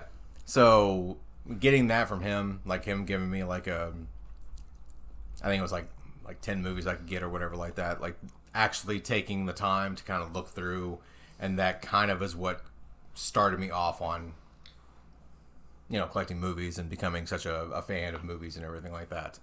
That would have been one time. And now I'm going to sit here and hopefully there's not a dry seat in the house, how they say it and stuff like that, but every Christmas is a gift because I get to spend it with my friends. Oh. Yeah. So that'd probably have to be the greatest gift, is the fact that you fuckers can't get rid of me. We're grateful for that. Yes, we are. You liar. Speaking of, it's a big giant mystery. Yeah, it's another big mystery. Uh-oh. Hey, Joe. Yeah. Grab some popcorn that we have in the middle of us here. Oh, God. We're going to go for a ride here. Am I reading it or you? I'm reading it. Yeah, Okay. but it's Sit not. back. You're not going for a ride in a Warthog. No. You're going to get a good old ride here in some NASCAR. So that NASCAR? was some NASCAR. So a NASCAR driver pulls a crazy stunt to get him from 10th to 5th place in a race. I sit there and I say it this way. I gotta send you the link here to this. So if you give me a second, other people can look this up too. I will pull up the source article. I'm a really big fan of NASCAR. Did you know that? I bet you didn't know that. I didn't know that. I'm a huge fan of NASCAR. It's the only thing that I can watch for hours on end where they don't ever take a left turn. I would want to be a Well, NASCAR. whenever they do take a left turn, it becomes more interesting. Yeah. So I threw this up. I threw our source article into the notes. So, as spotted by Eurogamer during the final lap of the NASCAR Xfinity 500, I hope I said that correctly, last Sunday, driver Ross Chastain pulled off a impressive, wild-looking move where he got up to high speed and slammed his car into the wall of the raceway, riding the wall. It gave him a leap from 10th to 5th place in just a few seconds. You should watch this video. Daytona. That is totally a Sega Saturn move. Wow. This move advanced him to the next stage of the championship, which he would have otherwise narrowly missed. He even had the best final lap time at a margin of 2.5 seconds. Okay. As he quoted on the winning circle, not really winning circle, but on the end line here, I played a lot of NASCAR 2005 on the GameCube when I was growing up. I actually have that game. It's called He NASCAR said- 2005, A Chase for the Cup. He said this during the post-race interview that he shared on Twitter. You can get away with this in that game, and I never knew it'd actually work. I did that when I was 8 years old. He explained that he wasn't sure who was in the lead and talked to his crew before making the decision to, in real life, recreate the maneuver he had only attempted in a video game back when he was 8. Oh my god. Yeah, I am as I'm with the real Dave. It's seriously amazing that he did it. You gotta watch this video because it's kind of nuts looking. The driver Chastain said that once he got against the wall, he basically let go of the wheel and hoped that he didn't catch anything sticking out of the barrier like an access gate. He said he was willing to do it to secure himself a position in the NASCAR championship. Okay. Yeah. And they say video games mess your life up. But he literally hit the side of the wall and gave the steering wheel to God. Just Here's really? the wheel, Jesus. There you go, Joe.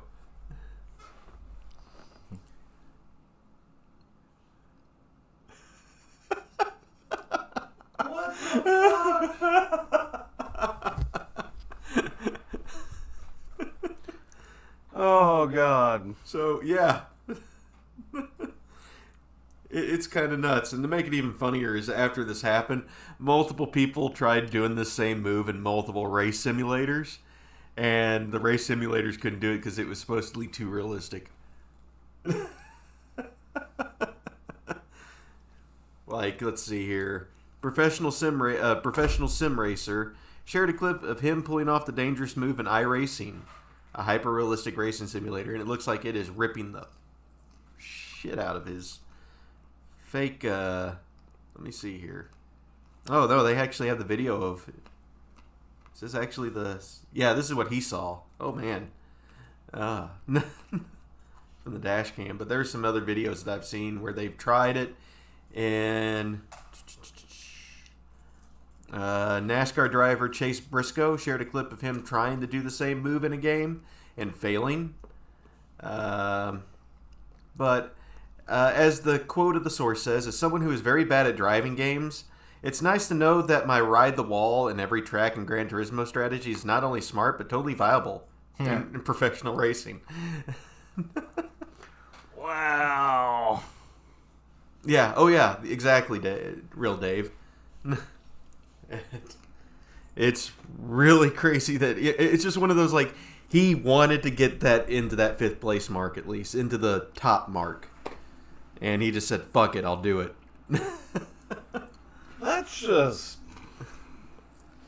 That's crazy. Like I said, it's not a crazy article. It's just what he did was crazy. And he already Right. celebrated the fact that it was a video game, so probably why we're talking about it. Yes. Right. Thanks, video games. So the next time Don't take anything from Mario. No? No, don't take anything from Mario. What about what about I've stepped on so many fucking turtles today. what about Skyrim? Skyrim? Can I pull anything from Skyrim? Don't put buckets on shopkeepers' heads. Damn it! That was my Don't shoot an arrow at just a random guy trying to farm. Chickens will not report you to the police. Well, that's good to know. I can kick all the chickens. Don't get uppercutted by a gigantic giant. You're not going to go flying 50 stories into the air after getting hit by a giant. It might be fun though. You'll be dead. Oh, well, yeah. Don't look for glitches. I do that on a daily basis. Are there glitches in real life? Yes.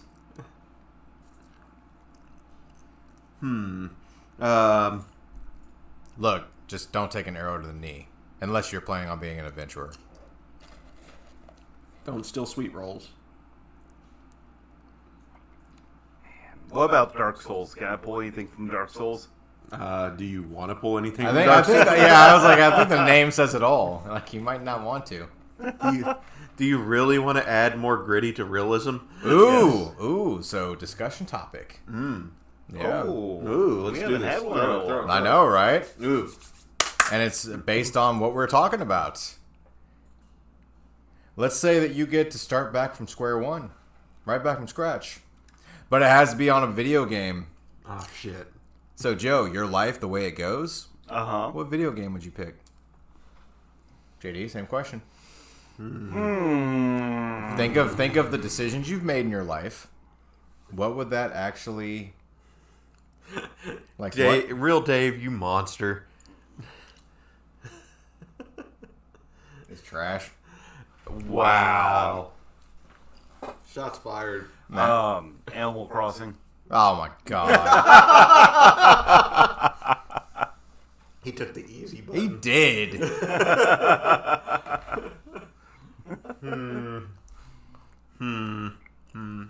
What about you, Eric? Yeah, go ahead, Eric.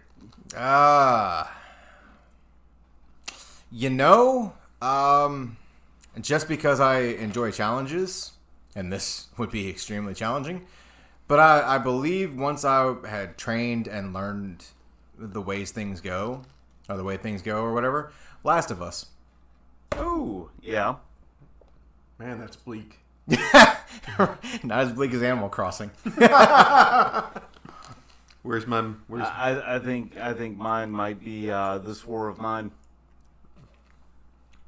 What? You all are just in, like... Dude, we're already in a post-apocalyptic Right. world. Like, we're not trying to lie to ourselves. I was going to go with Pokemon. Oh, God. I mean... You do realize part of their meals in Pokemon is that they eat Pokemon, right? I probably was guessing that. But you also got to figure out, too, like... Oh, Real Dave's going with Days Gone. I figured he would say that. But, no, the only reason I say Pokemon is it's kind of cool with all the whole monster scenario. The only negative is, have you ever read those Pokedex entries? Like, actually read some of those? Some of those are kind of messed up. Mm-hmm. For Nintendo, it's like some of that stuff's like, really, Nintendo, you really put that type of shit in that game? Yes. And don't show it off, but... No, I'd rather do that. I think an honorable mention for me would definitely be like Ocarina of Time Well, Yeah. that'd be or Breath of the Wild. pre-Ganon. Yeah. I mean, I was going to say Metroid, but no, that's just way too much space. If I wanted to go bleak, I would say Majora's Mask. I would agree with that. Yes, I will love to live the last 3 days of my life over and over and over again. Is that moon getting really close? Oh, shit. Now, see, I could have went extremely bleak and been like Silent Hill, Oh, Resident Evil. I love my emotional trauma. Yeah, right. Now, I could go with my favorite game of all time, Rome 2 Total War. That is your favorite game of all time? So far. I could have swore it would have been Fable. I do love Fable. Yeah. I mean, I would love But to have a visual I have- representation of everything I do. I have almost logged 1,000 hours on I believe this. Rome. Oh, Metal Gear Solid. You know what's messed up? Is I have not heard either one of you two say the one that I thought. What were you Which thinking? one? Any Star Wars game. Well, I do like Star Wars Battlefront 2. Okay. I occasionally stream that on our Twitch channel. True. And I do enjoy it a lot. I'm not good at first-person shooters, though. Oh, God. He's not wrong. I'm sorry and you're welcome. As the real Dave said, Yeah. it's Fable. Joe's just mad that we don't have a new Fable yet. Yes. He's not wrong, and I Right. agree with him too. I'm sad they shut down the studio that ran Fable 2. Yeah, but I will also go with the real Dave as well and say Metal Gear Solid. I would love the politics to get so fucking insane. See, Nano machine, son. I would Assassin's say Creed? Didn't there just be a twist? which every day? one? Yeah, I was gonna say which. Yes. Okay. Because I would agree with Black Flag, Oh, okay. but as far as the other ones, not really. I really want to say that what was it, Odyssey and Yeah.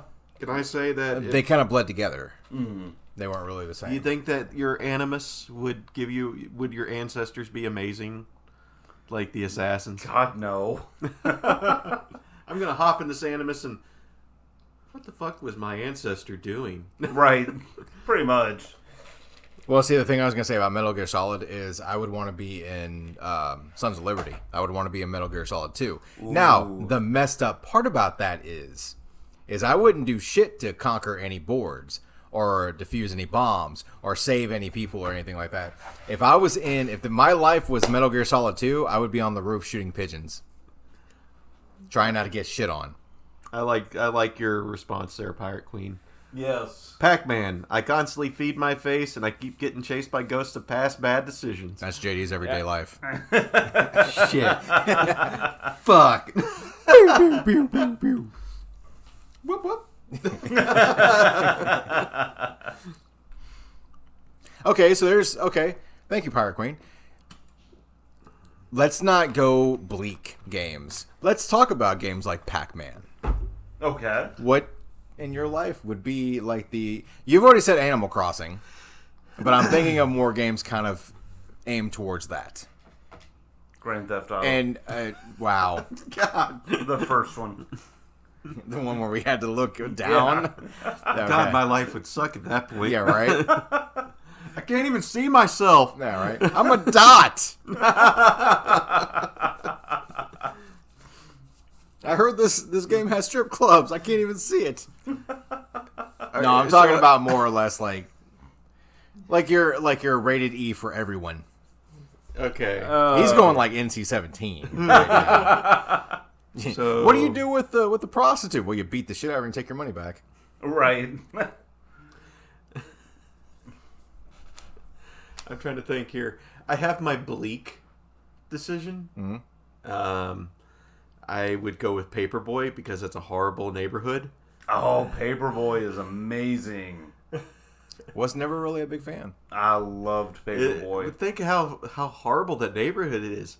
I walk outside, I get slapped in the face by a newspaper, and then I look to the right and I see Death chasing a kid on a bike.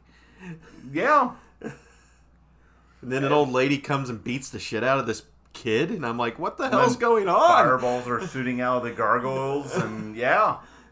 And then my bike flies out of my garage and runs the kid over.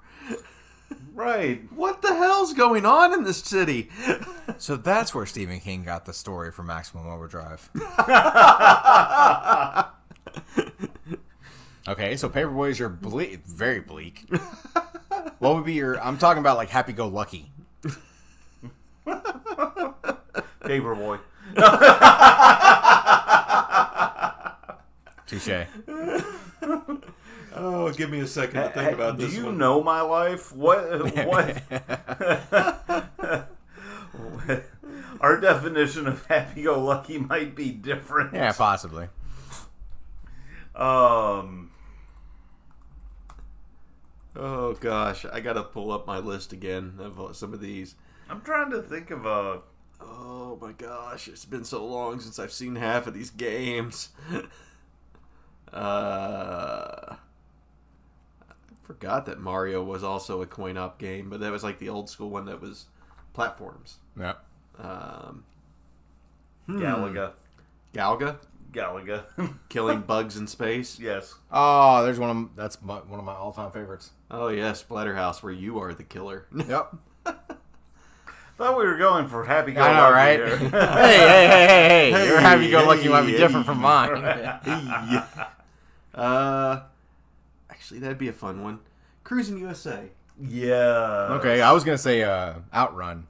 Outrun's a good one too. Yeah. Road Oh, Rash. get that nice convertible down the street. Oh yeah. Y'all remember that one, Road Rash? Oh yeah. Oh, yeah. Any car racing game would be nice. There was one of my favorite games. It was one of the first games I ever beat on Sega CD, but it was called Road Avenger.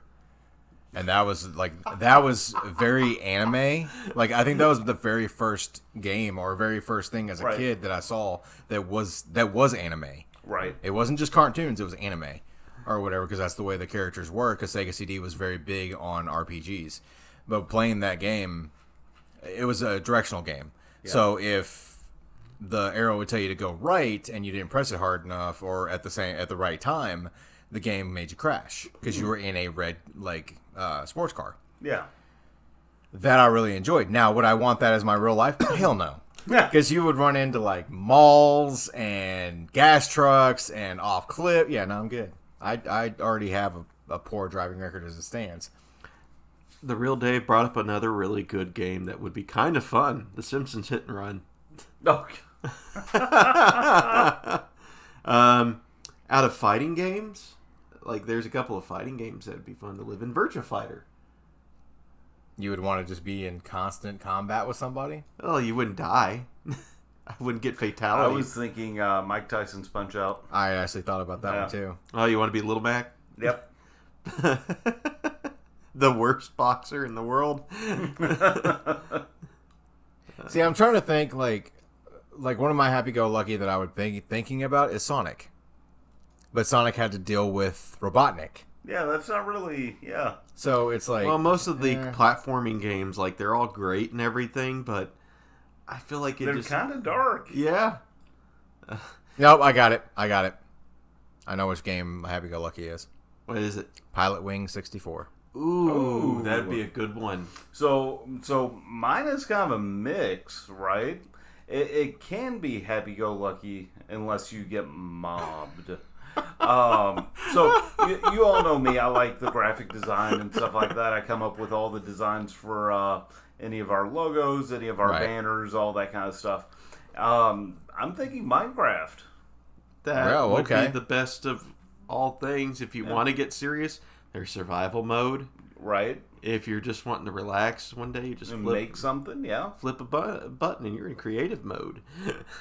No, the Real Dave brought up another good point. If I'm going to end up in like a fighting game world, I'm a single male, dead or alive. A little DOA.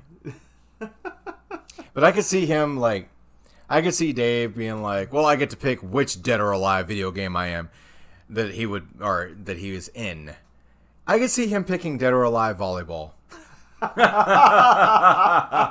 He would just be sitting on the side of the sand being like, yeah, she's hot. I'm about to see Dave saying, you're not wrong. Yeah, right. I'm waiting for this. I'm waiting, Dave. Dave, where are you?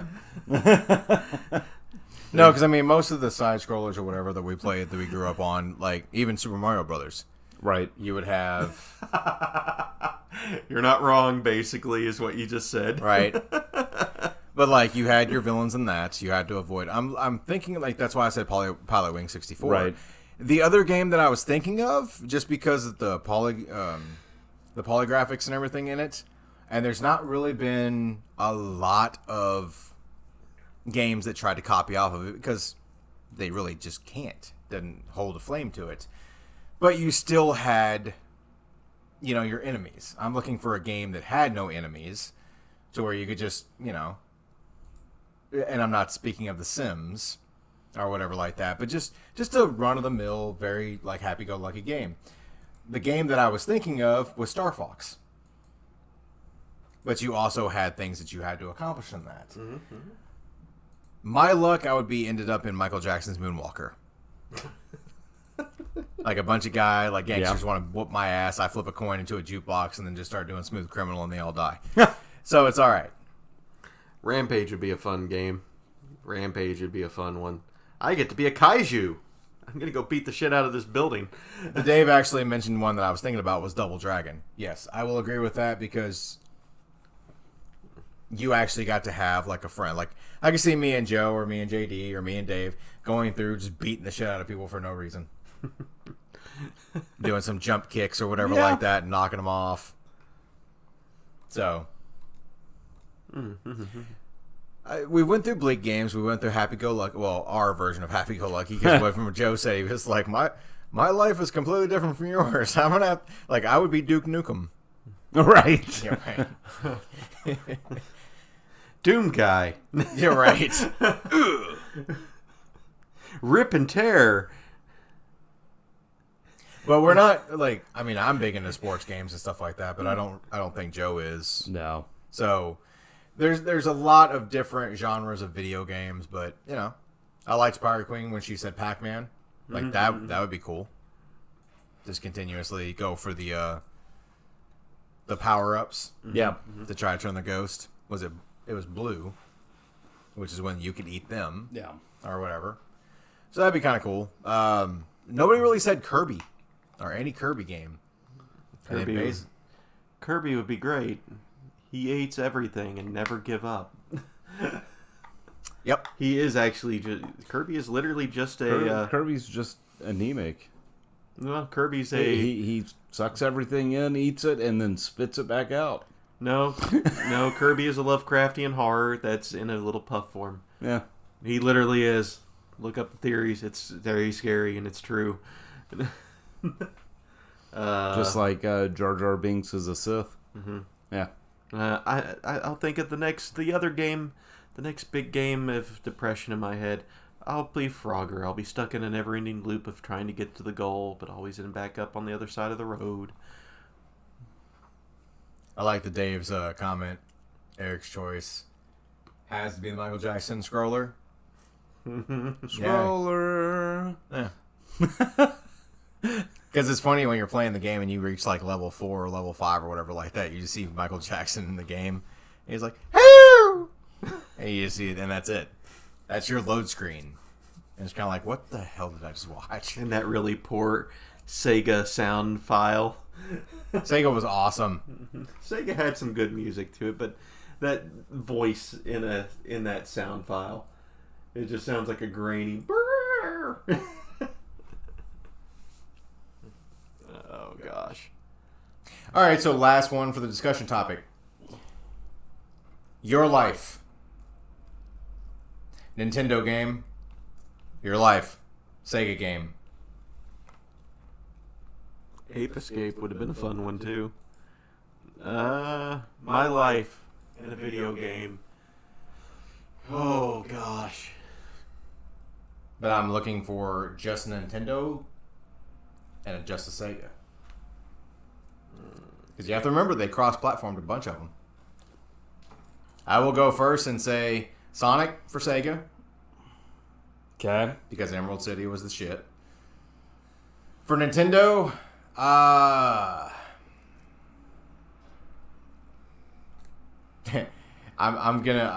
yeah. Because you didn't really have a villain. You just had to be smart. So I'm gonna kind of make it easy. Dr. Mario. Ooh. Damn. So you're saying, like, what is my life right now? Or Yes. Are you just saying, like, in my life in thought, Dr. Mario. That's my life right now. Yeah. And I'm not wrong. And I'm going to add another Nintendo game to that and say... Oh, shit. I had it in my head. Earthbound. Oh, wow. Okay. See, if I was going off of a fighting game for my life, mine would be the special, or the scene that you go through in Street Fighter where you beat the shit out of the car. Because that's my job. So that's just destroying the car with your fist. That's me. You mean you're not a guard in Metal Gear Solid? No. Bloop. Yeah, right. What was that noise? Aww. No. That's... No. End of the day. 2 bonus games. Gex and Sly Cooper. In Nintendo, it would be Diddy Kong Racing. Pirate Queen. Duck Hunt. I failed to hit the mark, and everyone laughs at me. Just that stupid dog. Fuck that dog. Yeah, right? Fuck that dog. You know how you beat Duck Hunt? You know how you beat the life? You just point that thing at the light and just shoot at the light. You'll never miss. Okay, so you've said Earthbound, and what was the other Nintendo game? My Nintendo game? Yeah. Earthbound and, I went with both. Earthbound and Dr. Mario were both. What Nintendo. Sega game? Sega game?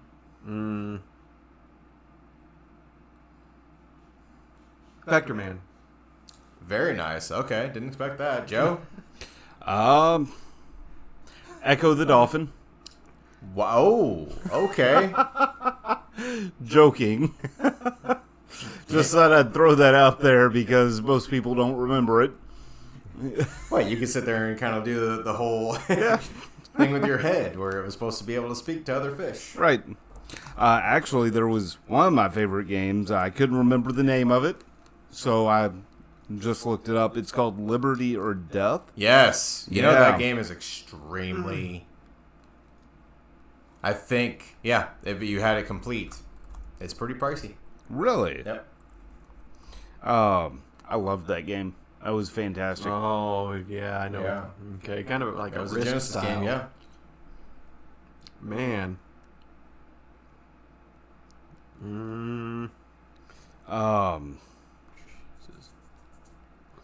For Nintendo, I'll have to agree with Dr. Mario. Right.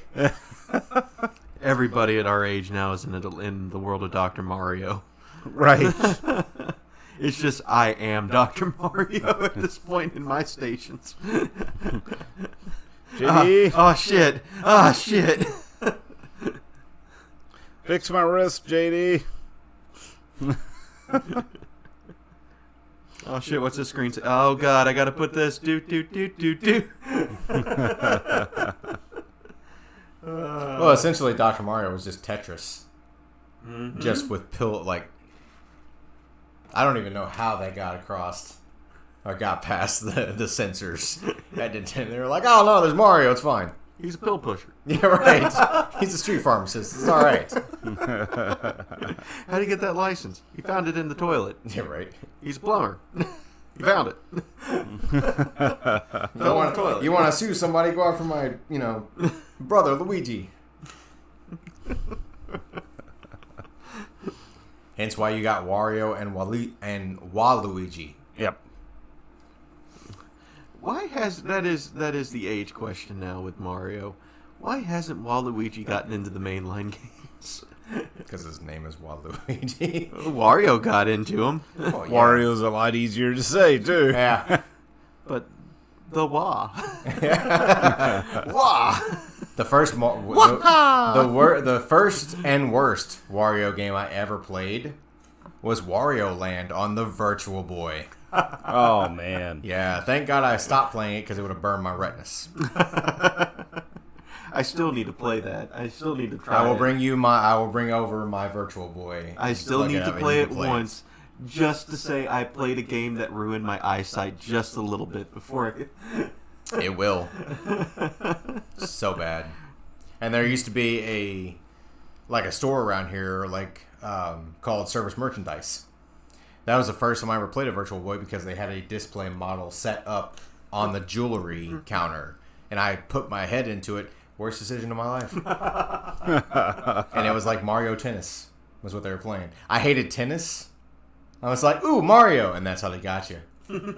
That's why being blind is a worldwide thing that's happening right now. It's an epidemic of red light blindness. I had to put actually that Nintendo did a tongue-in-cheek reference to that, to the Virtual Boy.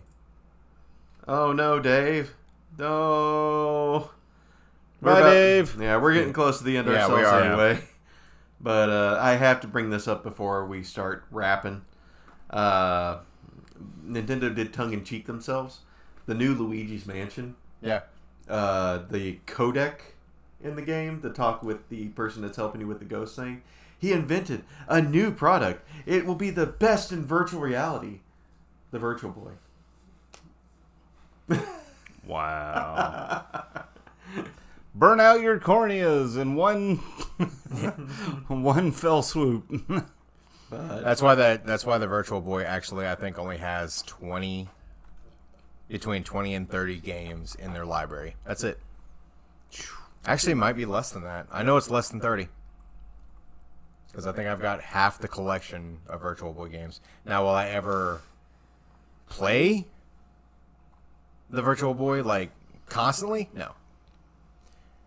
Because playing the PSVR or any virtual, Joe knows because he has an Oculus, and I want to say that you've got an Oculus too, don't you, JD? yes, I do. You're only supposed to wear those headsets for so long, but so it doesn't mess with your equilibrium.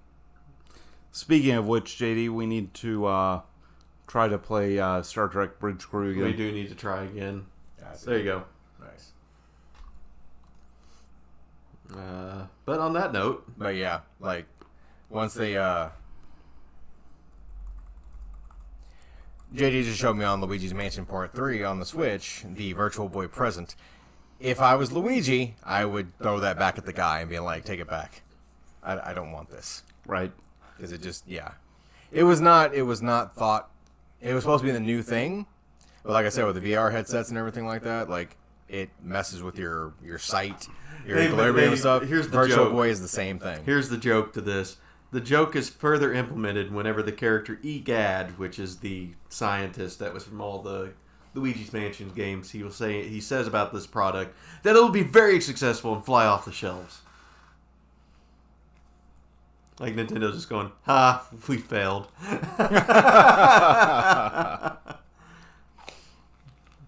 But on that note, Yep.